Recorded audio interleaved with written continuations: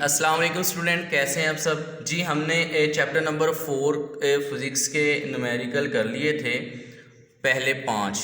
तो आज हमने इसका न्यूमेरिकल नंबर 6 स्टार्ट करना है। तो इस वीडियो के अंदर हम नेक्स्ट 5 न्यूमेरिकल इसके लास्ट वाले सोल्व करेंगे। जी ये न्यूमेरिकल नंबर 6 की स्टेटमेंट देखते हैं कि इसके अंदर उसने हमसे क्या कहा है और हमसे क्या पूछ रहा है। वो कह रहा है the steering of a car has a radius 16 centimetre. तो यहाँ पे मैंने एक कार का स्टीयरिंग बनाया है, जैसा भी एक्सेप्ट कर लें। तो वो कह रहा है कि ये कार है, कार का एक स्टीयरिंग है, उस स्टीयरिंग का जो रेडियस है वो 16 सेंटीमीटर है। ये रेडियस होता है। रेडियस क्या होता है? रेडियस आप कह सकते हैं कि जो सर्कल के सेंटर से लेकर उसके किसी एक एंड पॉइंट तक या किनारे तक जो डिस्टेंस होता है टोटल, आप उसको रेडियस बोलते हैं।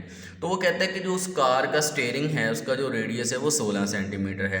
आपने क्या फाइंड करना है? Find the torque produce by a couple of 50 Newton. वो कह रहा है कि अगर हम यहाँ पे इसके ऊपर 50 न्यूटन की फोर्स लगाएं ना, तो आपने इसका टॉर्क फाइंड करना है कि टॉर्क कितना प्रोड्यूस होगा। यहाँ पे देखें उसने कपल की बात की है। कपल मतलब कि यहाँ पे आपके पास दो मूवमेंट्स हो रही हैं एट अ टाइम। एक आप यहाँ पे देखें स्टीयरिंग को यहाँ से पकड़ा हुआ है हाथ से, आप इसको ऊपर की तरफ फोर्स लगाएंगे तो इधर से ऑटोमेटिकली डाउनवर्ड फोर्स लग जाएगी। तो ये दो फोर्सेस की वजह से एक कपल क्रिएट हो जाएगा, ठीक है। तो इस कपल की वजह से जो टॉर्क प्रोड्यूस होगा वो हमने फाइंड करना है। तो सबसे पहले डाटा देख लेते हैं। डाटा क्या दिया है? उसने हमें 50 न्यूटन की फोर्स दे दी है और साथ में उसने कहा है कि ये रेडियस है वो 16 सेंटीमीटर है। कितना है? 16 सेंटीमीटर। तो यहाँ पे मैंने ना आगे कुछ कैलकुलेशन लिखी हुई हैं कि आपने यहाँ पे रेडियस नहीं लेना डाटा के लिए, आपने लेना है डायामीटर। डायामीटर क्यों लेना है?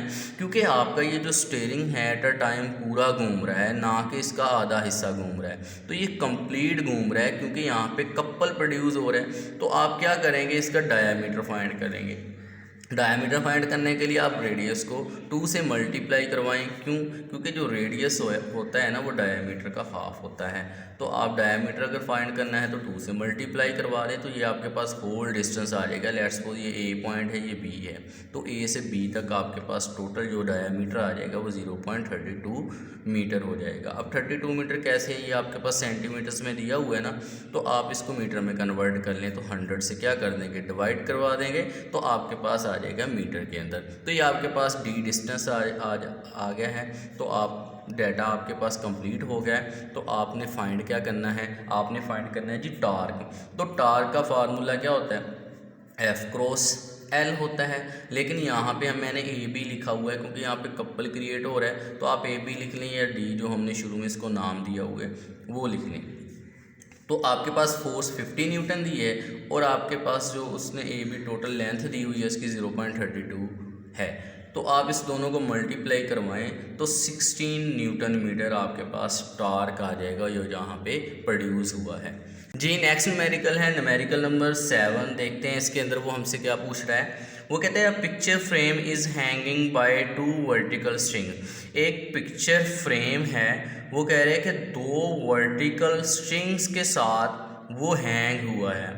क्या हुआ है? उसको 2 वर्टिकल स्ट्रिंग के साथ हैंग किया हुआ है। The tension in the strings are 3.8 newton. वो कहते हैं जो उसकी पहली स्ट्रिंग्स है वहाँ पे जो टेंशन है वो 3.8 न्यूटन है। टेंशन क्या होती है? कि जो बॉडी हैंग हुई हो या जो बॉडी डाउनवर्ड एक्ट कर रही हो उसको ऊपर की तरफ एक फोर्स खींच रही होती है जिसको आप टेंशन बोलते हैं, वो 3.8 न्यूटन है। और दूसरी स्ट्रिंग के ऊपर 4.4 न्यूटन की टेंशन लग रही है।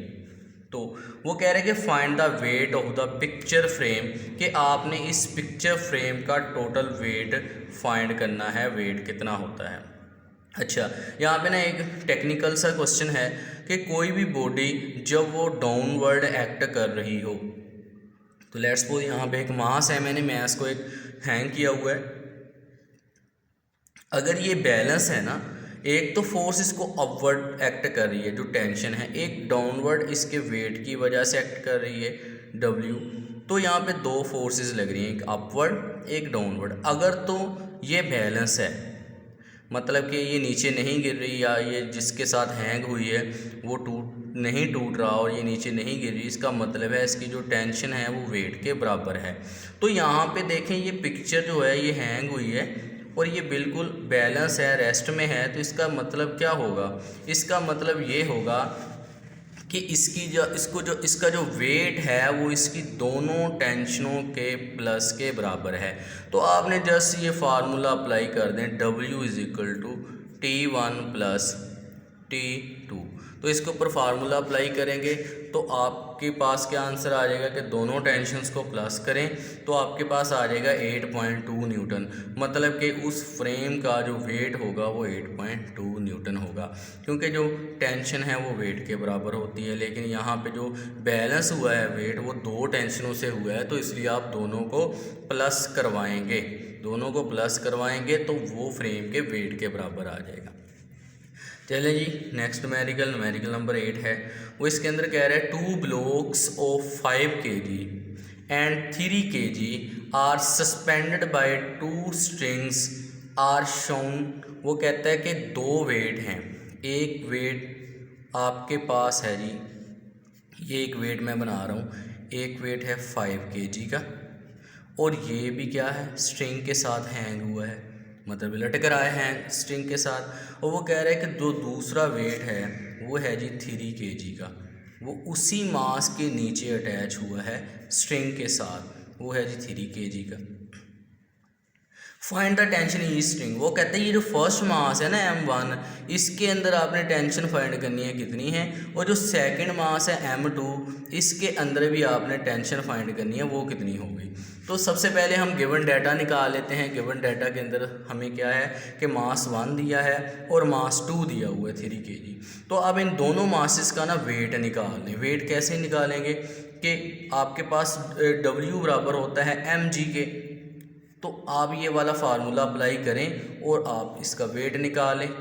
W1 निकालना है तो यहाँ पे M1 पुट करें। M1 आपके पास 5 है और G की वैल्यू आपको पता है 10 होती है, तो दोनों को मल्टीप्लाई करें तो 50 न्यूटन आ जाएगा। और वेट 2 निकालें ज़रा, वेट 2 कितना होगा, आप वेट 2 निकालें तो ये फार्मूला बन जाएगा M2G का, तो वैल्यूज पुट करें 30 न्यूटन। मतलब W1 आपके पास आ जाएगा जी 50 न्यूटन और W2 आ जाएगा आपके पास 30 न्यूटन। तो हमारा मकसद क्या है, हमने क्या फाइंड करना है, हमने टेंशन फाइंड करनी है, T1 और T2 फाइंड करना है। तो चलें जी, मैंने आपको पहले ही बताया अगर ये दोनों मासेस जो हैं अगर हैंग है तो इसका मतलब है उसकी जो टेंशन उसके वेट के इक्वल है। तो सबसे पहले हम T2 के लिए निकाल लेते हैं। तो यहाँ पे सबसे पहले मैं T2, अब आपको पता है जो वेट होता है वो उसकी टेंशन के बराबर है, तो इसलिए तो वो बैलेंस है ना, हैंग है, तो आप T2 लिख लें डायरेक्ट जी W2 के बराबर, और W2 हमारे पास 30 न्यूटन है, तो आप डायरेक्ट बता दें जी टेंशन T2 जो है वो 30 न्यूटन है, क्योंकि यहाँ पे इसके अपवर्ड एक फोर्स लगा रही है टेंशन 1 है और ये टेंशन 2 है जो इस मास 2 को अपवर्ड खींच रही है। वो कह रहे हैं यहाँ पे जो टेंशन लग रही है वो एक्चुअल में इसके वेट के ही इक्वल है जो डाउनवर्ड एक्ट कर रहा है, तो वो वेट तो 30 न्यूटन था, तो आप सीधा बता दें कि T2 30 न्यूटन है। अब यहाँ पे दूसरी बात कर रहा है कि ये जो मास M1 है, जो ऊपर वाला मास है, इसकी टेंशन कितनी होगी। अब देखें ज़रा, ये जो मास है ये ऊपर रस्सी के साथ अटैच है, लेकिन इस मास के साथ मज़ीद एक और नीचे मास अटैच है। अब इसके ऊपर इसका वेट भी होगा, मतलब कि मास 1 के ऊपर मास 2 का वेट भी होगा। तो आपने जब इसकी टेंशन फाइंड करनी है ना T1, तो आप दोनों वेट को प्लस करवाएंगे, मास 1 का वेट भी मास 2 का भी, तो दोनों को प्लस करवाया तो 50 + 30 80 न्यूटन आ जाएगा। मतलब जो T1 जो है इसका जो वेट सॉरी टेंशन होगा मास 2 का जो टेंशन होगा वो 80 न्यूटन होगा। तो ये आपके पास फाइनल रिजल्ट आ जाएंगे। बिल्कुल इजी हैं, थोड़े से कंसेप्चुअल हैं, समझ के करेंगे तो इंशाल्लाह हो जाएंगे। चलिए नेक्स्ट पे चलते हैं। नेक्स्ट न्यूमेरिकल नंबर 9, इसके अंदर वो कह रहा है कि a nut has been tighten by a force of 200 newton using a 10 centimetre long spanner. वो कहता है कि एक नट है जिसको हम टाइट कर रहे हैं, कितनी फोर्स लगाकर, 200 न्यूटन की फोर्स लगाकर, जबकि जो स्पैनर आप जिसके साथ उसको टाइट कर रहे हैं वो 10 सेंटीमीटर लंबा है।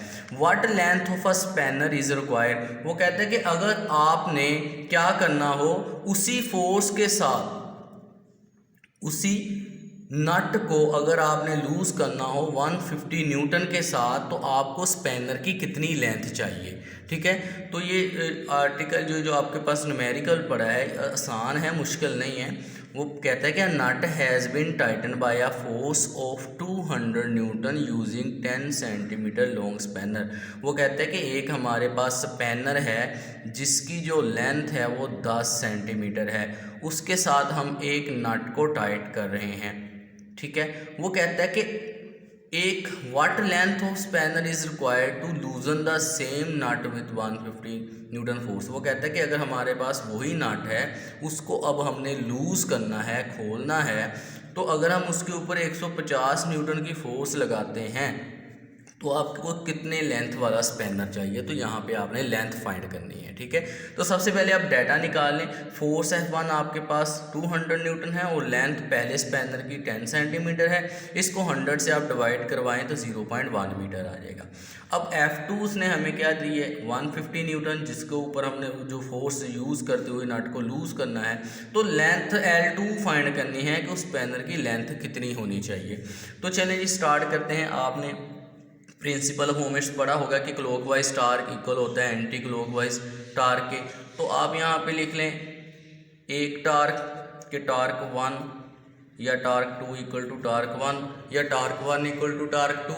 तो यहाँ पे आप लिख लें, तो यहाँ पे मैं लिख रहा हूँ torque 2 is equal to torque 1 F2 multiply by L2 बराबर है, ये टार्क का फार्मूला वही है मल्टीप्लाई बाय L। यहाँ पे 2 2 और 1 1 मैंने इसलिए लिखा है क्योंकि हमें L2 चाहिए, तो फार्मूला आसानी से अरेंज कर सकते हैं। तो आप लिखें L2 फाइंड करना है तो इसको इधर ही रखें, F2 मल्टीप्लाई हो रहा है उधर जाके डिवाइड करवा दें। तो सिंपल आपने वैल्यूज पुट करनी है। F1 आपके पास 200 है और L1 0.1 है और F2 जो वो दूसरी फोर्स दी थी तो उसमें 150 न्यूटन है। आप इसको डिवाइड करवाएं तो 0.133 मीटर आपके पास आंसर आएगा। अब ये मीटर में आप इसको सेंटीमीटर में कन्वर्ट करवाएं ज़रा, आपको 100 से मल्टीप्लाई करवाएं, इसको 100 से मल्टीप्लाई करवाएंगे तो ये 13.3 सेंटीमीटर आ जाएगा। ये है दूसरे स्पैनर की लेंथ। अगर आपने उस नट को 150 न्यूटन की फोर्स से अगर ओपन करना हो तो वहाँ पे जो स्पैनर है उसकी लेंथ आपके पास 13.3 सेंटीमीटर होनी चाहिए। चलें जी नेक्स्ट न्यूमेरिकल नंबर 10 इस चैप्टर का लास्ट न्यूमेरिकल है। वो कहते हैं कि अ ब्लॉक ऑफ 10 kg, एक ब्लॉक है 10 kg का, is suspended at a distance of 20 centimetre from the centre of uniform bar 1 metre long. वो कहते हैं कि आपके पास एक यूनिफॉर्म बार है जो 1 मीटर लंबी है और वो बिल्कुल बैलेंस हुई है यहाँ पे। ठीक है, बैलेंस है पॉइंट पे। वो कहता है कि आपने क्या करना है, एक 10 kg का वेट आपने तकरीबन 20 सेंटीमीटर के फासले पर उसके साथ लटका देना है। यहाँ पे ये देखें कि 1 मीटर लंबी हमने क्या ले लिया, यूनिफॉर्म बार ले ली है। यूनिफॉर्म बिल्कुल सीधी है, यहाँ पे कोई कर्व पाथ नहीं है या यहाँ पे कोई हर्डल्स वगैरह नहीं है। वो कहते हैं इसकी एक साइड पे आपने 10 kg का मास 20 सेंटीमीटर, जहाँ पे वो बैलेंस है ना वहाँ से 20 सेंटीमीटर के फासले पर 10 kg का मास हैंग कर देना है। और वो कहते हैं what is force is required to balance it at centre of gravity by applying the force at the other end of a bar. अच्छा यहाँ पे देखें कि जब हम ये पहले बैलेंस ही यहाँ पे मास हमने हैंग किया तो क्या होगा, ये मास इसको डाउनवर्ड कर देगा, डाउनवर्ड मूव करवाया तो ये वाली जो है ना, ये वाली लेंथ ये कुछ इस तरह से हो जाएगी, ये इस तरह से बन जाएगी। वो कहता है कि अब आपने क्या करना है, इसका ये दूसरा एंड है ना, यहाँ पे आपने फोर्स लगानी है। फोर्स लगाकर आपने इसको दोबारा बैलेंस करना है। तो दोबारा बैलेंस करने के लिए यहाँ पे आप फोर्स लगाएंगे, इसकी वैल्यू कितनी होगी ये हमने फाइंड करना है। तो आप सबसे पहले देखें कि आपने वहाँ पे मास डाटा के अंदर आप लिखें कि मास कितना दिया हुआ है 10 kg का। तो यहाँ पे मैंने लिखी हुई है फोर्स, वेट उसने वेट बराबर होता है फोर्स के, और फोर्स का जो फार्मूला है आप पढ़ा है एम में, तो यहाँ पे एम जी पुट करें क्योंकि वो बॉडी अपवर्ड डाउनवर्ड एक्ट कर रही है, तो यहाँ पे आपके पास 100 न्यूटन आ जाएगा। तो यहाँ पे मैंने डायरेक्ट उसके मास से मैंने उसका वेट निकाल दिया है कि वेट यहाँ पे डाउनवर्ड कितना एक्ट हो रहा है। वेट बराबर होता है फोर्स के, और फोर्स का फार्मूला होता है F इक्वल टू एम में। तो यहाँ पे बॉडी डाउनवर्ड एक्ट कर रही है या अपवर्ड एक्ट कर रही है, तो आप ए को रिप्लेस कर दें जी के अंदर, तो जी लिख दिया। तो यहाँ पे जो फोर्स बनेगी 10 kg मास की वो 100 न्यूटन होगी। तो यहाँ पे देखिए लेंथ L1 जो है वो 20 सेंटीमीटर है। कितना है जी? 20 सेंटीमीटर। और आप इसको चेंज करें ज़रा मीटर के अंदर, तो 100 से डिवाइड करवाएं तो 0.2 मीटर बनता है। तो L2 उसने हमें कितना दिया हुआ है? 50 सेंटीमीटर। 50 सेंटीमीटर दिया हुआ है, तो 50 सेंटीमीटर को आप चेंज करवाएं ज़रा मीटर के अंदर, तो आप इसको सिंपली डिवाइड करवा दें 0.5 मीटर से। ठीक है जी 0.5 मीटर। अब ये जो L2 है ये 50 सेंटीमीटर हमें डाटा में कहीं पे नज़र नहीं आ रहा, ये मैंने कहाँ पे लिखा है? अब देखें ये उसने 1 मीटर हमें दी है पूरी लेंथ, और 1 मीटर में 100 सेंटीमीटर होता है, लेकिन ये दरमियान में, बिल्कुल दरमियान में ये बैलेंस है, तो हमने इस एंड के ऊपर फोर्स लगानी है। तो ये जो साइड है, ये वाली साइड, ये हाफ है, तो ये मतलब 50 सेंटीमीटर है, तो मतलब इसकी दूसरी लेंथ हमारे पास 50 सेंटीमीटर है, हाफ है ना जी। तो 50 सेंटीमीटर उसको आप मीटर में कन्वर्ट करें तो 0.5 मीटर बनता है। तो आपने क्या फाइंड करना है? इस एंड पे फोर्स लगा कर ना आपने दोबारा इसको बैलेंस करना है, तो फोर्स F2 आपने इसमें फाइंड करनी है। तो वही जो पिछला क्वेश्चन नंबर 9 के अंदर हमने फार्मूला लगाया वही लगाएं कि clockwise torque equal to anti clockwise torque F2 multiply by L2 is equal to F1 multiply by L1। तो फोर्स F2 फाइंड करनी है, तो L2 मल्टीप्लाई हो रहा है उसको डिवाइड करवा दें, तो F1 multiply by L1 over L2, तो आपके पास F2 जो आ जाएगी, फोर्स F1 100 दी है और L2 आपके पास कितना था? 0.2, और L1 0.2 है और L2 हमने अभी निकाला 0.5। तो आप जब इसको सोल्व करेंगे तो आपके पास आ जाएगा जी 50 न्यूटन। मतलब कि इस बार के ऊपर हम इस साइड पे 40 न्यूटन की अगर फोर्स लगाते हैं तो ये दोबारा सेंटर ऑफ ग्रेविटी के ऊपर आकर बैलेंस हो जाएगा। तो ये था हमारा जी फाइनल रिजल्ट 40 न्यूटन। जब आप इसको दोनों को सोल्व करवाते हैं तो आपके पास 40 न्यूटन फोर्स आ जाती है, जो आप इसके सेकंड एंड के ऊपर लगाकर इसको दोबारा सेंटर ऑफ ग्रेविटी पे बैलेंस कर सकते हैं। चलिए जी, आई होप आपको समझ आ गई होगी जी। मेहनत करते रहें, प्रैक्टिस करते रहें, साथ साथ इस दफ़ा पेपर थोड़े से टफ आने हैं तो साथ मेहनत करते जाएँ, इनके नोट्स बनाते जाएँ और इनको प्रैक्टिस में लेके आएँ। जब आप प्रैक्टिस करते हैं तो आप में और ज़्यादा परफेक्शन आ जाती है। अगर आप 9th क्लास के न्यूमेरिकल समझ के करते हैं ना, तो इन चीज़ों को एलेबरेट करते हैं, छोटी छोटी चीज़ों को जहन के अंदर लेके आते हैं, डाटा निकालने के काबिल हो जाते हैं। जब आप डाटा निकालने के काबिल हो जाते हैं ना, तो आप वहाँ पे फार्मूला भी आसानी से लगा सकते हैं जी। आप इसको प्रैक्टिस करें, नोट्स बनाते जाएं साथ साथ जी। आई होप आपको इसकी समझ आ गई होगी। ओके जी, अल्लाह हाफिज़, अपना ख्याल रखिएगा। ओके, अल्लाह हाफिज़।